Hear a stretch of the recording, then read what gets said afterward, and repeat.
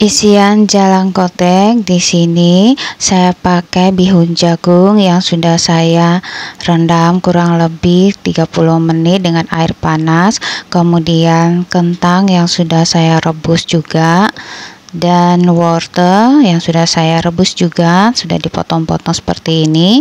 Kemudian bumbunya di sini saya pakai bawang putih, bawang merah, daun bawang yang sudah saya iris-iris seperti ini, kemudian garam, kaldu jamur, dan merica. Itu saja.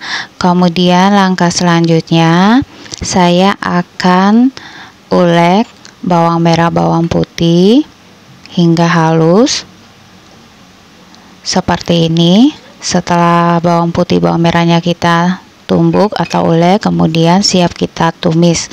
Panaskan wajan, kemudian masukkan minyak secukupnya, lalu tumis bawang merah, bawang putih sampai mengeluarkan harum. Setelah dirasa sudah mengeluarkan harum, kita masukkan daun bawangnya. Masukkan daun bawang, diaduk-aduk sesaat hingga daun bawangnya agak layu sedikit. Kemudian tambahkan merica, lalu masukkan wortel, diaduk lagi, kemudian masukkan kentang. Proses ini saya selalu lakukan agar kentang dan wortelnya kita masak tidak terlalu lama ditumis, dan hasilnya juga tidak hancur-hancur ya teman-teman. Setelah wortel dan kentang masuk, diaduk-aduk, lalu masukkan kaldu jamur dan garam, diaduk kembali hingga tercampur rata. Sebelum kita masukkan bihun jagungnya, sebaiknya dicek rasanya dulu. Jika kurang garam, tambahkan garam. Jika kurang kaldu, tambahkan kaldu. Nah, ini bihun jagungnya siap masuk. Sambil terus kita aduk-aduk.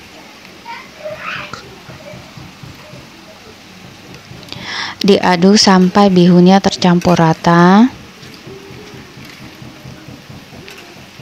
Saya menggunakan 2 sendok seperti ini biar lebih memudahkan karena wajannya kecil. Dan ini sudah tercampur rata, dan kita aduk-aduk lagi sesaat. Dan seperti ini isian jalang kotek yang sudah masak. Oke, langkah selanjutnya saya akan pindahkan ke wadah atau mangkok seperti ini. Setelah saya pindahkan, saya sisihkan dulu. Biarkan dia dingin, kemudian kita pindah ke sambal jalang koteknya. Kita siapkan air kurang lebih 200 ml, masukkan 5 cabai keriting dan 3 siung bawang putih, 15 cabai rawit. Dimasak sampai bawang putihnya agak lunak. Boleh teman-teman tambahkan cabai merah besar karena saya tidak punya, supaya warna dari sambal jalang kotek ini lebih berwarna terang. Setelah bawang putihnya agak lunak seperti ini, kemudian saya akan angkat dan saya akan blender. Saya blender kasar saja.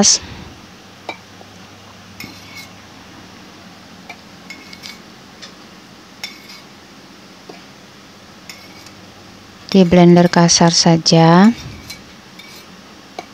Kemudian tambahkan sisa sedikit air rebusan dari cabai,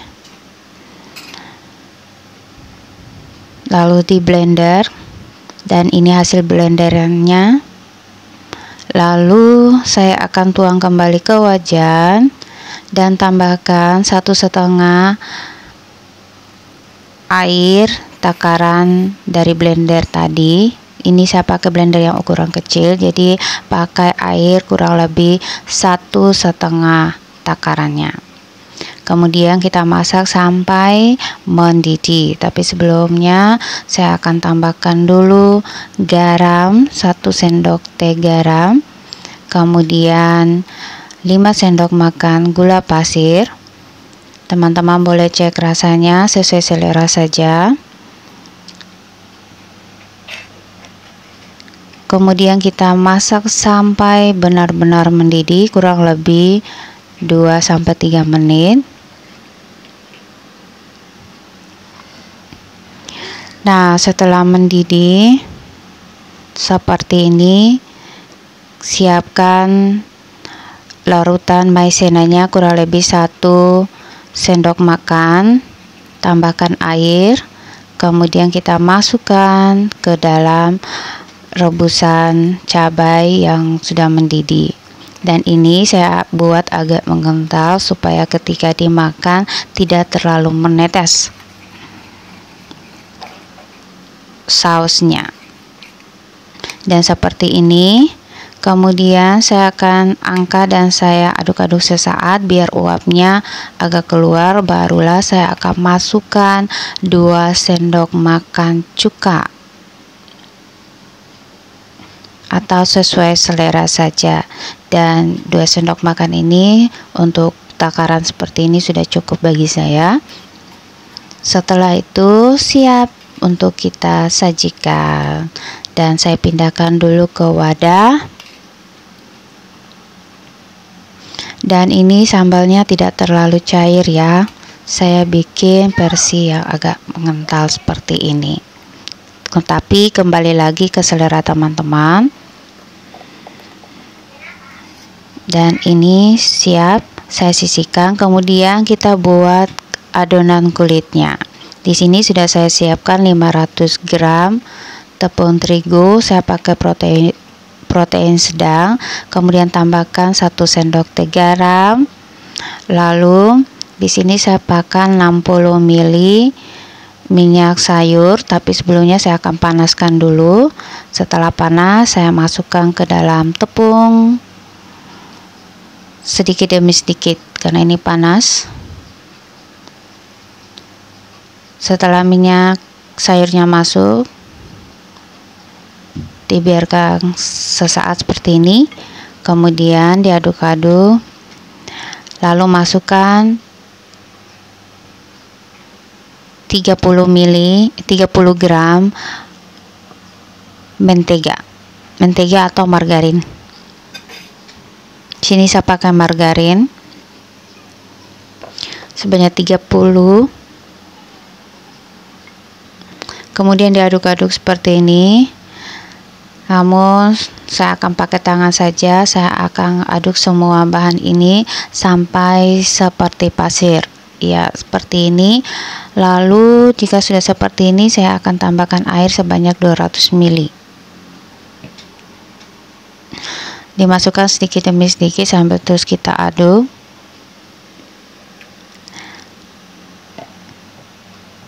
Diaduk sampai tercampur.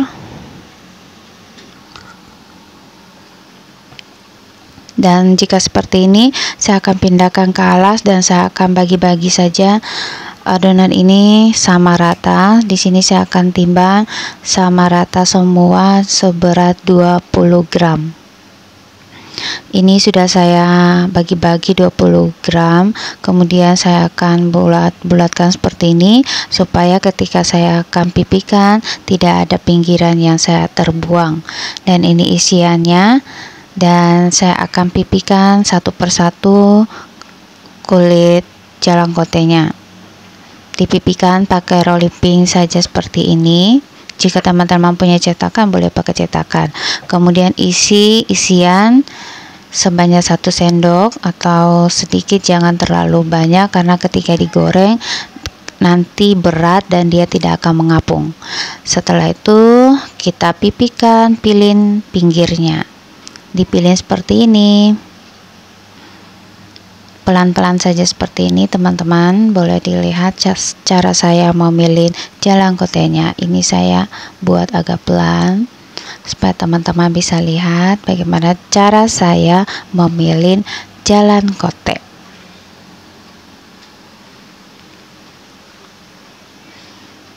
Ini setengah kilo saya dapat banyak, kurang lebih 38 buah.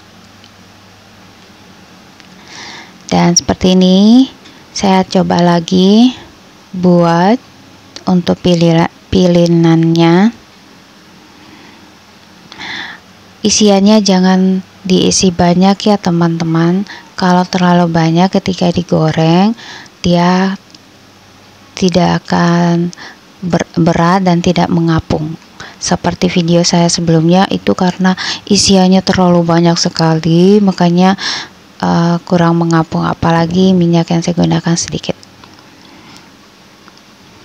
Oke, saya akan lanjutkan semua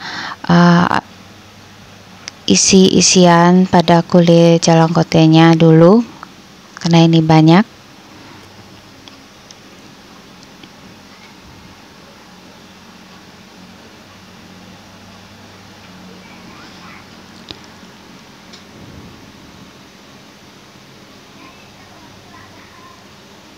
Oke, saya bikin semuanya dan ini sudah selesai dan siap kita goreng.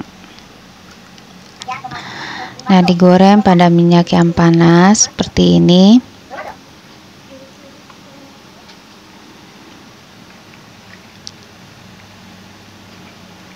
Ini saya bikin 2 versi, sebagian saya goreng matang dan sebagiannya lagi saya akan goreng setengah matang saja sampai dirasa kulitnya itu benar agak keras, kemudian diangkat karena saya akan simpan di kulkas.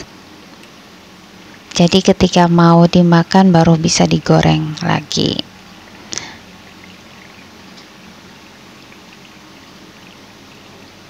Dan ini jalangkote yang siap untuk dimakan. Saya cukup warnanya seperti ini, dan ini untuk saya simpan di kulkas warnanya seperti ini setengah matang. Dan saya akan goreng semuanya dulu. Dan seperti ini dia teman-teman jalangkote yang sudah jadi. Ini yang siap untuk dimakan ya teman-teman, seperti ini. Dan yang ini untuk saya simpan di kulkas, jadi frozen. Dan ini bagian dalam. Oke teman-teman semua, terima kasih sudah menonton video saya. Jangan lupa di like dan subscribe-nya. Nah, di bagian dalamnya seperti ini teksturnya. Dan untuk sambalnya ketika kita tuang ke dalam isian ini tidak terlalu netes karena saya buat agak kental. Teman-teman boleh lihat. Nah, seperti ini sambalnya, enak sekali.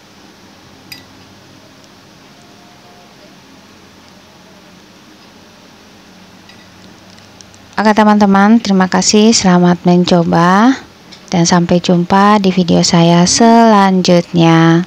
Selamat menikmati.